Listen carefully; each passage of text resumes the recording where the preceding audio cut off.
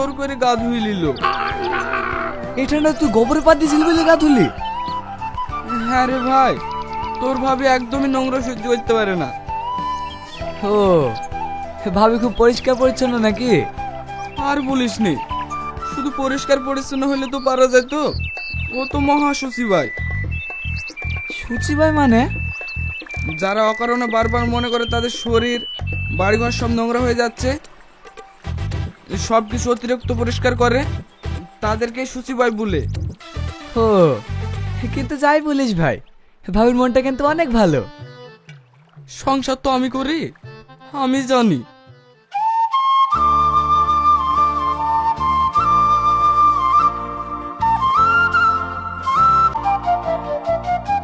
কই গো, আসো, ভাত খোলা হয়ে গেছে। আসছি আসছি।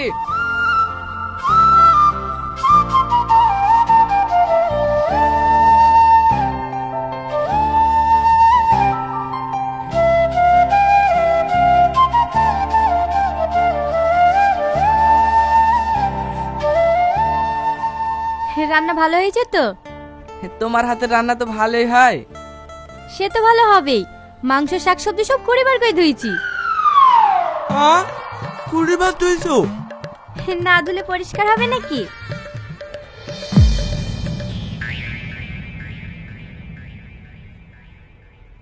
সবার সামনে কত ভালোবেসে বউকে খাইয়ে দেয়, আর তুমি আমাকে কখনো খাইয়ে দাও না। লাও, আমার কাছেও খাও। তুমি সাবান দিয়ে হাত ধুইছো তো? একটু আগেই তো গা ধুয়ে আসনো, হাত তো ধোয়াই আছে। তার মানে তুমি সাবান দিয়ে হাত দাওনি? ছি, কত নোংরা জীবাণু লেগে আছে এই হাতে। আমার হাত সত্যিই পরিষ্কার আছে, গা ধোয়ার সময় ভালো করে ধুইছি। তুমি রাগ করো না প্লিজ। সত্যি ভালো করে হাত ধুইছো তো?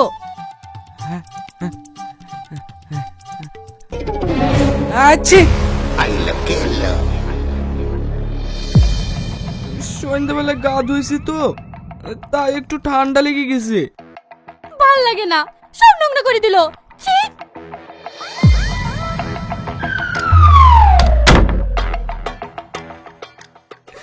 শালার হাঁচি ওঠার টাইম পেল না, এখন সারের ঠান্ডাতে কিভাবে দেখবো? যত সব হইতেছ।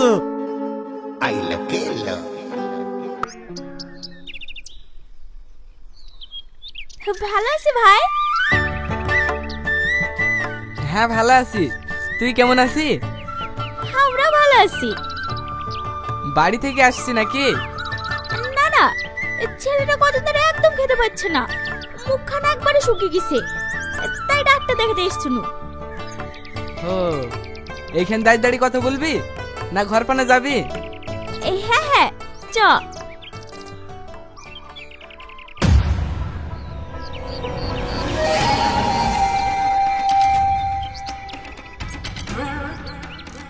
মায়া, কি হলো রে, এত জোরে চিৎকার করছিস কেন? অনেক দূর থেকে আসলি তো, হাত পাটা ধুই ঘরে ওঠ। ভালো করে বললে হয়, এত চিৎকার করার কি আছে?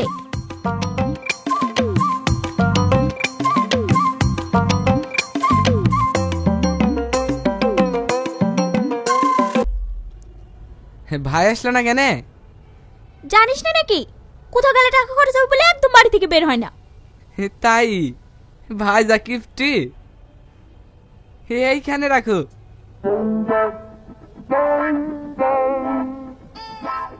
তুমি একটু বাইরে এসো।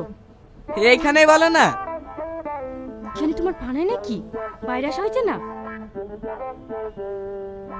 বোন তো রাখা, আমি একটু বাড়ি থেকে আসছি।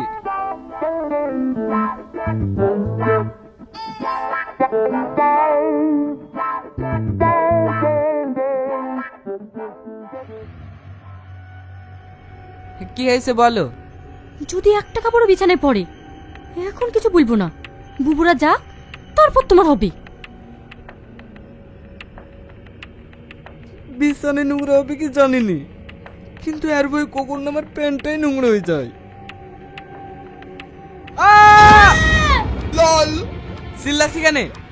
তুমি চিল্লাইছো, সেজন্য আমিও চিল্লাছি। আমি তো তোকে হঠাৎ দেখে চিল্লাছি, এখানে দাঁড়িয়ে কেন তুই? মা বললো বিছানায় খাবার পড়তে পারে, তাই একটা গামছা দিতে বললো। ও, ওইখানে গামছা আছে, লিজা।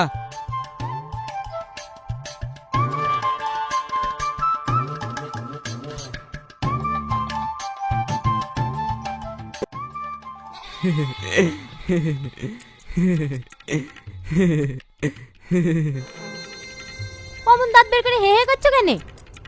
তোমার বিছানায় আর নোংরা হবে না। নোংরা হবে না মানে? মানেটা ঘরে গেলেই দেখতে পাবা। দাও চাটা লিজাই। থাক, কখন চায়ের মধ্যে হাঁচি তুলে চাটাই নোংরা করে দিবা। ঠিক আছে, তুমি লি চলো।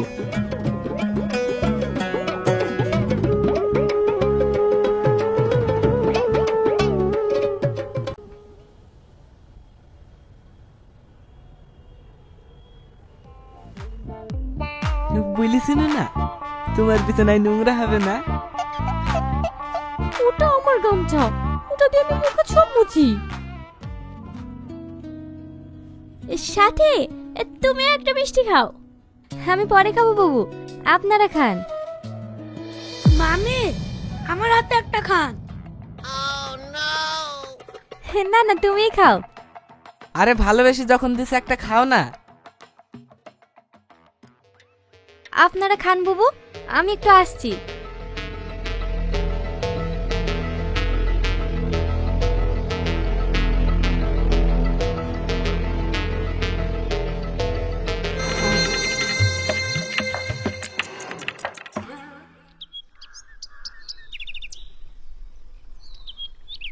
রোহন, ভাবিকে সাথে করলে আমাদের বাড়ি একদিন বেড়াতে যাস।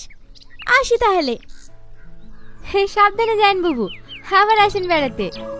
আজকের দিনটা থেকে গেলে হয়তো না। মা, মামা এত করে বলছে, আজকে দিনটা ঠিক গেলে হয় না। না বাবু, তোমার আব্বু বাড়িতে একা আছে। আমরা বাড়ি না গেলে তোমার আব্বু কি খাবে? আব্বুকে না লেগে দেখলাম। চলো চলো, মা বলছে না আব্বা একা আছে, অন্য সময় তোমরা সবাই এসে থাকবা।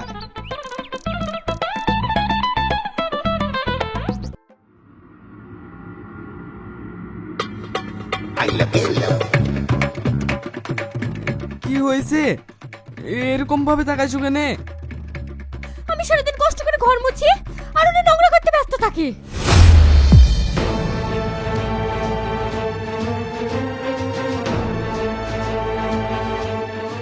রোহন, বাড়িতে আছি ভাই।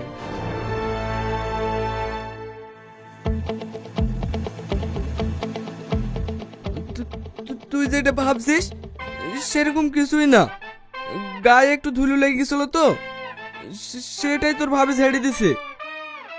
হো, আজকে আমার ছেলের জন্মদিন, ভাবি গেলি সন্ধ্যাবেলায় চলে আসিস। বয়স কত হলো তোমার ছেলের? 4 বছর ভাবি। হো, অবশ্যই আসবা ভাবি, আমি এখন আসি, অনেক কাজ পড়ে আছে।